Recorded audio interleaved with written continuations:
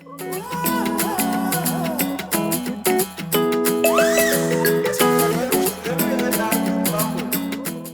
kuva aho watanguye kutwigishiriza ijya mugambi wa Creative kuva aho ugiye ku ishuri ko byokunda nubwo woba uri mutoya nyene byokunda nyene ukiteza imbere. Amaroshe ntangura gukora utuntu duto duto, ndagura inkoko, niho rero ubona nino ngurube narayiguze, n'ibiraya nararimye, ibyo byose nabikoze kubera nta n'umutahe nari mfise.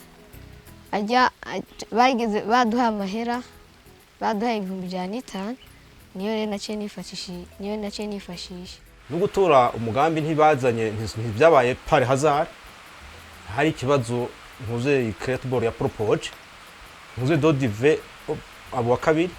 Mbere y'uwo mugambi nari mbaha yuko nyene gusa mu mutwe nyene gusa nari mfise uwo mugambi uko no kwiyungunganya gusa sinabona hano kuri amahera. Creative rero yaciye nyongereza.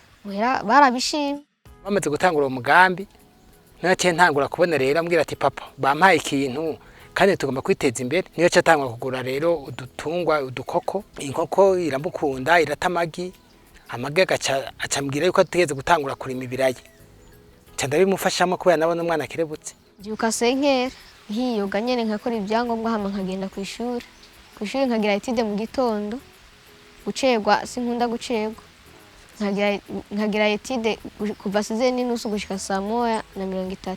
Hanyuma abarimu bakaza bakinjira 1:30 bakatwigisha. Hama hageze ku mugoroba dusubira tukagira etide kuva 7:30 gushika 9:30. Tukigirisha etide twenyene. Hama nshitse muhira kenshi nakeye nkunda gusanga na papa yagize yagaburiye iyo ngurube yahejeje, naye nkace nyama ndondera ivyatsi aho ndayisasira nkayisasira ivyatsi. Hama navyo ntibintwara umwanya munini. Hama mwijoro nkajya 1:00 ndaheza nkasubira nkagira etide yo kwishuri. Je muri kazoza nshaka kuzomubwiza tunga.